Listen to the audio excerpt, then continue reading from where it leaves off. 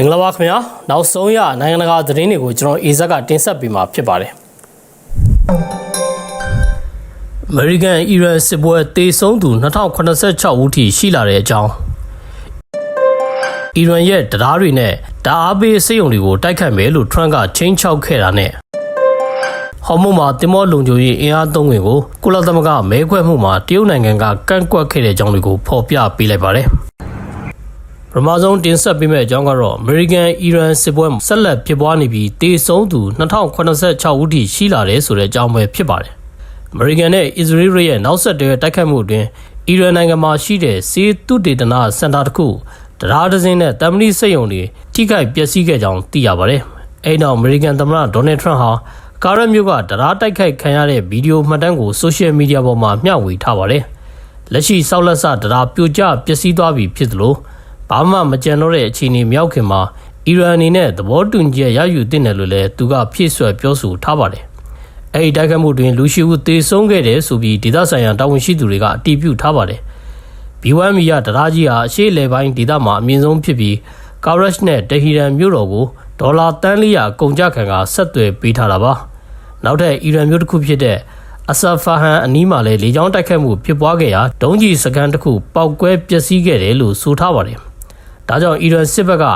ကရန်သူတွေအဆက်တကွဲနဲ့အညံ့ခံခဲ့တဲ့အထိစစ်ပွဲကိုဆက်လက်ဆင်နွှဲသွားမယ်လို့တုံ့ပြန်ထားပါတယ်။လာမယ့်သတင်းပတ်တွေမှာအီရန်ကိုအရန်ပြင်းထန်စွာထိုးနှက်သွားမယ်ပြင်ကြောက်ခေပြောင်းသွားအောင်ပါဘုံကျဲပစ်မယ်ဆိုပြီးထရန့်ကချင်းချောက်ထားပါသေးတယ်။အစ္စရေးစစ်တပ်ကတော့ဟစ်ဇ်ဘိုလာအဖွဲ့ဝင်40ကျော်ကိုပြီးခဲ့တဲ့24နာရီတွင်ရှင်းလင်းနိုင်ခဲ့ကြောင်းအတည်ပြုထားပါတယ်။တစ်ချိန်တည်းမှာပဲဟစ်ဇ်ဘိုလာအဖွဲ့ရဲ့လက်တုံ့ပြန်မှုပြီးအစ္စရေးမြောက်ပိုင်းနဲ့လက်ဘနွန်တောင်ပိုင်းမှာတိုက်ခိုက်မှုအများပြားလည်းဖြစ်ပွားခဲ့ပါသေးတယ်။ဖေဖော်ဝါရီလ28ရက်ကစလို့အမေရိကန်နဲ့အစ္စရေးရဲ့ပူးပေါင်းတိုက်ခိုက်မှုတွေကြောင့်အီရန်နိုင်ငံတော်မှာအနည်းဆုံးလူ2086ဦးသေဆုံးခဲ့ကနောက်ထပ်26,500လောက်ဒဏ်ရာရခဲ့ပါတယ်ခင်ဗျာနောက်ထပ်တင်ဆက်ပေးမယ့်အကြောင်းကတော့အီရန်ရဲ့တရားနဲ့လျှက်စစ်ဓာတ်အားပေးစစ်ရုံတွေကိုတိုက်ခိုက်မယ်လို့ထရန့်ကချင်းချောက်ခဲ့တဲ့အကြောင်းပဲဖြစ်ပါတယ်ဒါဟာအီရန်နိုင်ငံရဲ့အခြေခံအဆောက်အအုံတွေကိုတိုက်ခိုက်ဖို့ဧပြီ2ရက်နေ့ကချင်းချောက်လိုက်တာပဲဖြစ်ပါတယ်အမေရိကန်စစ်တပ်ကအီရန်မှာကျန်တာတွေကိုအခုချိန်ထိဖျက်ဆီးမှုတွေမစတင်ရသေးကြောင်းတရားတွေလျှက်စစ်ဓာတ်အားပေးစေုံတွေကနောက်ထပ်တိုက်ခိုက်မှုမှာပါဝင်မှာဖြစ်တဲ့ကြောင်းထရန့်ကဆိုရှယ်မီဒီယာမှာရေးသားထားပါတယ်။အီရန်ခေါင်းဆောင်တွေဘာလို့ရမလဲဆိုတာတည်ထားပြီးဖြစ်လို့အမြန်ဆုံးပြီးစီးအောင်လှုံ့ဆော်ရမှာပါလို့ထရန့်ကရေးသားထားပါတယ်။ဧပြီလ2ရက်နေ့မှာအီရန်နိုင်ငံမှာရှိတဲ့ B1 အဝေးပြေးတရား၄ချောင်းတိုက်ခိုက်ခံရမှုအပြီးမှာမီးခိုးတွေထွက်နေတာတွေ့ရပါတယ်။တိုက်ခိုက်မှုကြောင့်လူအများပြားဒဏ်ရာရခဲ့သလိုခါရက်မှာရှိတဲ့အခြားနေရာတွေလည်းတိုက်ခိုက်ခံခဲ့ရပါသေးတယ်။ဖာသတင်းဌာနကဖော်ပြချက်အရ B1 တရားဟာအရှေ့လယ်ပိုင်းမှာအမြင့်ဆုံးတရားဖြစ်ပြီးဒီနှစ်အစောပိုင်းမှာဖွင့်လှစ်ခဲ့တာပဲဖြစ်ပါတယ်။ ရိုက်တာသတင်းဌာနကလမ်းချီနေတရားလျှက်စစ်တာဝါတိုင်းတွေကရိန်းတွေမြေပုံနဲ့ဂျိုရုပုံရိပ်တွေနဲ့ကိုက်ညီမှုရှိမရှိစစ်ဆေးပြီးအတည်ပြုခဲ့ပါတယ်ခင်ဗျာ။နောက်ထပ်တင်ဆက်ပေးမယ့်အကြောင်းကတော့ဟော်မုတ်မှာတင်မောလုံခြုံရေးအင်အားသုံးခွင့်ကုလသမဂ္ဂမဲခွဲမှုမှာတရုတ်နိုင်ငံကကန့်ကွက်ခဲ့တယ်ဆိုတဲ့အကြောင်းကိုတင်ဆက်ပေးလိုက်ပါတယ်政治解决才是唯一出路ဟော်မုတ်ရေလက်ကြားမှာကုန်သွယ်ရေးတင်မောတွေလုံခြုံစွာဖျက်ဆီးခွင့်နဲ့ပတ်သက်ပြီးဘာရိန်းနိုင်ငံအင်အားသုံးခွင့်ပြုမဲ့အဆိုတင်သွင်းခဲ့တာဖြစ်ကတရုတ်နိုင်ငံကဗီဒီယိုအာဏာနဲ့ကန့်ကွက်ခဲ့တာပါအမေရိကန်နဲ့အစ္စရေးတို့ဟာဖေဖော်ဝါရီလ28ရက်နေ့ကအီရန်ကိုတိုက်ခိုက်ခြင်းကတည်းကရေနံစည်းတွေတော်ဟုန်တိုးတက်ခဲ့တာပဲဖြစ်ပါတယ်စစ်ပွဲကာလ2လအတွင်းကိုရောက်ရှိနေပြီးဟော်မုတ်ရေလက်ကြားကိုပိတ်လက်တာကြောင့်ကမ္ဘာရေနံစည်းတွေတက်လာတာပဲဖြစ်ပါတယ်လက်ရှိကုလသမဂ္ဂအလှည့်ကျဥက္ကဋ္ဌဖြစ်ဆောင်ရွက်နေတဲ့ဘာရိန်းနိုင်ငံကဟော်မုတ်အရေးဖြည့်ရှင်းမှုကိုလိုအပ်ပါကကာကွယ်မှုအားလုံးလုပ်မယ်ဆိုတဲ့မူကြမ်းကိုအပြည့်တက်ခဲ့တယ်လို့ရိုက်တာသတင်းဌာနကဖော်ပြထားပါတယ်မနက်ဖြန်မှာပြုလုပ်မဲ့မဲခွဲမှုမှာမူကြမ်းအဆိုပြုချက်ကိုကောင်စီဝင်အားလုံးတညီတညွတ်တဲ့ထောက်ခံဖို့မျှော်လင့်တယ်လို့ဘာရိန်းနိုင်ငံသားဝန်ကြီးဌာနကပြောဆိုထားပါတယ်ဘာရိန်းနိုင်ငံဟာအာရပ်နိုင်ငံတွေနဲ့အမေရိကန်တို့ရဲ့ထောက်ခံမှုနဲ့ဟော်မုတ်အရေးမူကြမ်းတစ်ခုတင်သွင်းခဲ့ပြီးတရုတ်ရုရှားတို့ကန့်ကွက်မှုကနေရှောင်ဖို့အင်အားသုံးမယ်ဆိုတဲ့ပွင့်ပွင့်လင်းလင်းဖော်ပြချက်ကိုချန်လက်ထားခဲ့တာလည်းတွေ့ရပါတယ်ဒီမူကြမ်းဟာအနည်းဆုံး6လအသုံးပြုဖို့အတွက်ဖြစ်ပြီးကောင်စီကအခြားနည်းလမ်းမတွေ့ခင်တည်းအသုံးပြုမဲ့ပုံစံရှိနေပါတယ်တရားမဝင်တာတွေကိုတရားဝင်ဖြစ်အောင်လုပ်ပေးသလိုဖြစ်လိမ့်မယ်ဒါဟာလက်ရှိအခြေအနေကိုပိုပြီးစိုးစီမှာဖြစ်ပြီးမကောင်းတဲ့အကျိုးဆက်တွေကိုဥတည်နေတယ်လို့တရုတ်နိုင်ငံကပြောဆိုထားပါတယ်ဆုံးဖြတ်ချက်စတုဒ္ဓမူကြမ်းနဲ့ပတ်သက်ပြီးကန့်ကွက်သူမရှိပါကအလိုလျောက်တည်ပြုမှာဖြစ်ပေမဲ့တရုတ်ရုရှားနဲ့ပြင်သစ်နိုင်ငံတို့ကကန့်ကွက်ခဲ့ကြတာပါကုလသမဂ္ဂလုံခြုံရေးကောင်စီမှာတည်ပြုချက်ရဖို့အနည်းဆုံး9မဲရရှိရမှာဖြစ်ပြီး ဗီဒီယိုအာဏာရှိတဲ့နိုင်ငံ9နိုင်ငံနဲ့ဗီဒီယိုအာဏာအသုံးပြုခွင့်မရှိမှသာအတည်ပြုမှုရရှိမှာဖြစ်ပါတယ်အရှေ့လေပိုင်းရေးနဲ့ပတ်သက်ပြီးတန်တမန်နည်းနဲ့ဖြေရှင်းဖို့လဲတရုတ်နိုင်ငံကကုလသမဂ္ဂလုံခြုံရေးကောင်စီမှာပြောဆိုထားပါသေးတယ်ခင်ဗျာနောက်ထပ်တင်ဆက်ပေးမယ့်အကြောင်းကတော့ American, Israel နဲ့ Iran တို့တိုက်ခိုက်မှုရပ်တန့်ဖို့ကုလသမဂ္ဂကပြောဆိုခဲ့တဲ့အကြောင်းပဲဖြစ်ပါတယ် The United States and Israel. It's high time to stop the war that is inflicting immense Iran နဲ့စစ်ဖြစ်နေတဲ့ American, Israel တို့ရဲ့တိုက်ခိုက်မှုတွေရပ်တန့်ဖို့နဲ့ Iran ကလည်းအိမ်နီးချင်းနိုင်ငံတွေကိုတိုက်ခိုက်တာရပ်တန့်ဖို့ကုလသမဂ္ဂထွေထွေအတွင်းရေးမှူး Antonio Guterres ကထပ်မံပြောဆိုခဲ့ပါတယ်။ Iran စစ်ပွဲကြောင့်နေရာတိုင်းမှာအကျိုးဆက်တွေတက်ရောက်နေပြီဖြစ်တဲ့ကြောင်းစစ်ပွဲဟာပိုပြီးကျေပြန့်လာကအရှေ့လက်ပိုင်းတစ်ခုလုံးကိုလွှမ်းမိုးနိုင်ကတကမ္ဘာလုံးကိုအကျိုးသက်ရောက်မှုတွေရှိလာမယ်လို့ Guterres ကသတိပေးခဲ့တာပါ။အရှေ့လက်ပိုင်းအကျတဲ့ကဒုတိယလထဲကိုရောက်ရှိနေပြီးမစင်မချင်းတိုက်ခိုက်တာတွေပျက်စီးမှုတွေကြီးမားလာတာတွေအရသားတွေကိုတိုက်ခိုက်မှုနဲ့လူနေရေးအဆောက်အဦတွေတိုက်ခိုက်မှုတွေပိုများလာတယ်လို့လည်း Guterres ကထောက်ပြထားပါတယ်။ကျွန်တော်ပြောချင်တာကရှင်းပါတယ်။ American နဲ့ Israel တို့စစ်ပွဲကိုရပ်ချင်ရောက်ပါပြီ။ Iran ကလည်းအိမ်နီးချင်းနိုင်ငံတွေကိုတိုက်တာကိုရပ်ပါ။လုံခြုံရေးကောင်စီကတိုက်ခိုက်မှုတွေကိုရှုံချပြီးပင်လယ်ရေကြောင်းလွတ်လပ်စွာသွားလာခွင့်ကိုအလေးထားဖို့လိုအပ်ပါတယ်။ပဋိပက္ခတွေကသူ့လိုအဆုံးသတ်မှာမဟုတ်ပါဘူး။ခေါင်းဆောင်တွေကဖျက်ဆီးတာတဲ့ဆွေးနွေးတာကိုရွေးချယ်ရမှာပါ။ဒီလိုရွေးချယ်မှုလည်းအခုလုံနိုင်ပါပြီ။ဒါကိုအခုပဲလုပ်ပါလို့ Guterres ကပြောဆိုခဲ့ပါတယ်။ငြိမ်းချမ်းရေးလမ်းကြောင်းကိုရှာဖို့တန်တမန်ရေးကြိုးပမ်းမှုတွေလုပ်နေကြောင်းဒီကြိုးပမ်းမှုတွေကိုအောင်မြင်အောင်ပံ့ပိုးမှုလိုအပ်ကြောင်းနဲ့နိုင်ငံတကာဥပဒေတွေကုလသမဂ္ဂပြည်ညင်ပါအချက်တွေပေါ်ငြိမ်းချမ်းရေးလမ်းကြောင်းကိုအခြေခံထားတဲ့ကြောင်း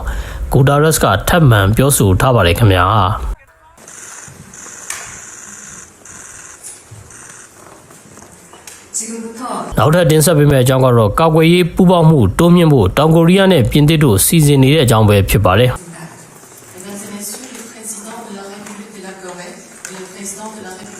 ်ကမ္ဘာလုံးဆိုင်ရာပဋိပက္ခတွေဖြစ်ပွားနေတာကြောင့်ပြင်သစ်နဲ့တောင်ကိုရီးယားတို့ကကာကွယ်ရေးဆိုင်ရာပိုပြီးနက်နက်ရှိုင်းရှိုင်းပူးပေါင်းဆောင်ရွက်ဖို့စီစဉ်ထားတာတွေ့ရပါတယ်။ကာကွယ်ရေးပူးပေါင်းမှုစီးပွားရေးနဲ့စွမ်းအင်ဆိုင်ရာအကျက်တွဲတွေအတွက်ပူးပေါင်းမှုတွေတိုးမြှင့်ဖို့စီစဉ်ထားတယ်လို့တောင်ကိုရီးယားသမ္မတလီဂျီမြောင်နဲ့ပြင်သစ်သမ္မတမက်ခွန်းတို့ကဧပြီလ3ရက်နေ့မှာပြောဆိုခဲ့တာပဲဖြစ်ပါတယ်။ဒီကောင်းဆောင်တို့ကဟော်မုန်ရေလက်ကြားကစီတင်သင်းမောတွေအန်ရကင်းစွာဖျက်ဆီးနိုင်ရေးပူးပေါင်းမှုအပါအဝင်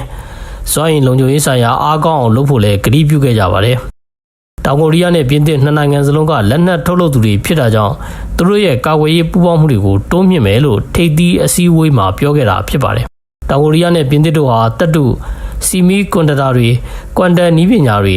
နျူကလ িয়ার စွမ်းအင်နဲ့လေအားလျှက်စစ်စတဲ့ကဏ္ဍတွေမှာပူးပေါင်းဆောင်ရွက်ဖို့ကြိုတင်သဘောတူညီချက်တွေရထားတယ်လို့တောင်ကိုရီးယားသမ္မတရုံးကပြောဆိုထားပါတယ်။ပြင်သစ်သမ္မတမက်ခွန်းဟာဂျပန်ကိုအလဲပတ်သွားရောက်ပြီးတဲ့နောက်ကြာသပတေးနေ့ကတောင်ကိုရီးယားနိုင်ငံကိုရောက်ရှိခဲ့တာပဲဖြစ်ပါတယ်။နှစ်ရက်ကြာတောင်ကိုရီးယားအလဲပတ်ခီးစဉ်ဟာ2015ခုနှစ်နောက်ပိုင်းတောင်ကိုရီးယားနိုင်ငံကိုပထမဆုံးနိုင်ငံတော်ခီးစဉ်လည်းဖြစ်ပါတယ်။ဒီခီးစဉ်ဟာနိုင်ငံတကာနဲ့ဒေသတွင်းတင်းမာမှုတွေမြင့်တက်နေချိန်မှာပြင်သစ်ရဲ့မဟာဗျူဟာနဲ့စီးပွားရေးအားကောင်းစီဖို့ရည်ရွယ်တယ်လို့ပြင်သစ်သမ္မတရုံးကထုတ်ပြန်ထားပါတယ်။မက်ခွန်းဟာတောင်ကိုရီးယားခီးစဉ်မှာဆန်ဆောင်းနာဗာ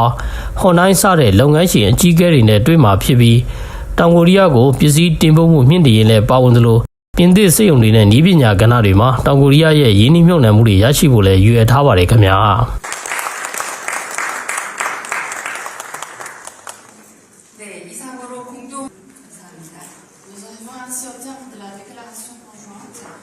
နောက်ထပ်တင်ဆက်ပေးမယ့်အကြောင်းကတော့ကြီးတက်ဦးစီးချုပ်ကိုယာရုကနေဆင်းဖို့ကာကွယ်ရေးဝန်ကြီးဟက်ဆတ်ကတောင်းဆိုခဲ့တဲ့အကြောင်းပဲဖြစ်ပါတယ်အမေရိကန်ကာကွယ်ရေးဝန်ကြီးပီဟက်ဆက်ကကြီးတက်ဦးစီးချုပ်ရန်ဒီဂျော့ချ်ကိုယာရုကနေဆင်းပေးဖို့နဲ့ချက်ချင်းအငြိမ်းစားယူဖို့တောင်းဆိုလိုက်တယ်လို့ကာကွယ်ရေးဝန်ကြီးဌာနအရာရှိ2ယောက်နဲ့ဒီကိစ္စနဲ့နှီးစပ်တဲ့သတင်းရင်းမြစ်တွေကရိုက်တာသတင်းဌာနကိုပြောဆိုထားပါတယ်။ Fox News သတင်းတင်ဆက်သူဟောင်းကာကွယ်ရေးဝန်ကြီးဟက်ဆတ်ကဒေါ်နယ်ထရန့်ရဲ့မျိုးသားလုံခြုံရေးမူဝါဒတွေကိုအကောင့်ထဲပေါ်ဖို့ကြိုးစားနေပြီ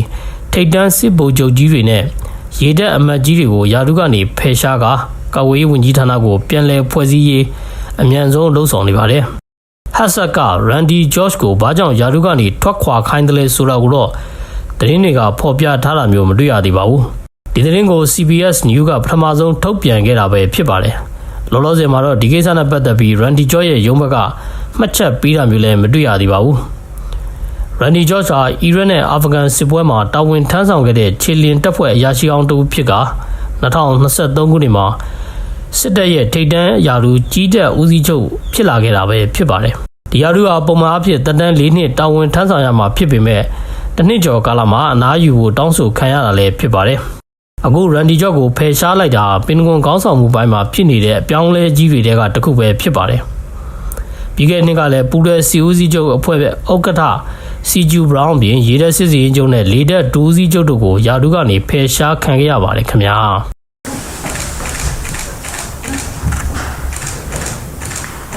နောက်ဆုံးတင်ဆက်ပေးမယ့်အကြောင်းကတော့ဒိုင်နိုဆောရုပ်ကျွင်းနဲ့ထုတ်လုပ်ထားတဲ့လက်ကင်ကိုလေလံတင်မယ်ဆိုတဲ့အကြောင်းပဲဖြစ်ပါတယ်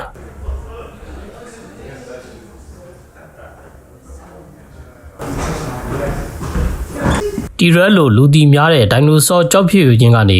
ကောလာဂျင်တက်ထုတ်ယူပြီးဖန်တီးထားတဲ့လက်ကင်တစ်လုံးကိုဧပြီလ2ရက်နေ့မှာထုတ်ဖော်ပြသခဲ့ပါတယ်။ဒါဟာတခွဲကန်းထုတ်တရီတွေရဲ့တန်ဖိုးဘယ်လောက်ရှိတယ်ဆိုတာကိုပြသဖို့ဒီဇိုင်နာတွေနဲ့အတူသိပ္ပံပညာရှင်တွေကအားထုတ်ခဲ့ကြတာပဲဖြစ်ပါတယ်။လာမယ့်မေလ17ရက်နေ့ထိအမ်စတာဒမ်မြို့ကအဇူးပြတိုင်မှာစိမ့်ပြရောင်နဲ့တမူထူးခြားတဲ့အိတ်ကိုခင်းကျင်းပြသဖို့လည်းရှိနေပါတယ်။ဒီအိတ်ဟာတီရက်ပုံတူရုပ်ထုကြီးရဲ့အောက်မှန်တစ်တာအတွင်းကကြောက်တုံးပေါ်မှာတင်ပြီးအလှဆင်ထားတာလည်းတွေ့ရပါတယ်။အမေရိကန်နိုင်ငံမှာတွေ့ရှိတဲ့ Tyrannosaurus ရုပ်ကျွင်းကတဆင့်အိတ်ဖြစ်လာအောင်ဖန်တီးထားတဲ့ပြင်ဒေါ်လာ9သိန်းကျော်နဲ့လေလံတင်ဖို့အတွက်ပါဈေးခေါ်ထားကြောင်းသိရပါတယ်။အဲ့နောက်သိပ္ပံပညာရှင်တွေကဒိုင်နိုဆောရုပ်ကျွင်းတွေကရှေးဟောင်းပရိုတင်းအပိုင်းအစတွေကို trace and cell တစ်ခုတည်းထည့်သွင်းပြီးကောလာဂျင်ထုတ်ကတည်ရဖြစ်ပြောင်းလဲနိုင်ခဲ့တာပဲဖြစ်ပါတယ်။အခုလိုမျိုးအခြား trace and တွေရဲ့ပါဝင်ပစ္စည်းတွေကိုလိုအပ်တဲ့အလျောက်တီရက်တည်ဆိုတဲ့အသုံးနှုန်းဟာမသင့်တော်တဲ့ကြောင်း project မှာမပါတဲ့သိပ္ပံပညာရှင်တို့ကထောက်ပြထားပါတယ်ခင်ဗျာ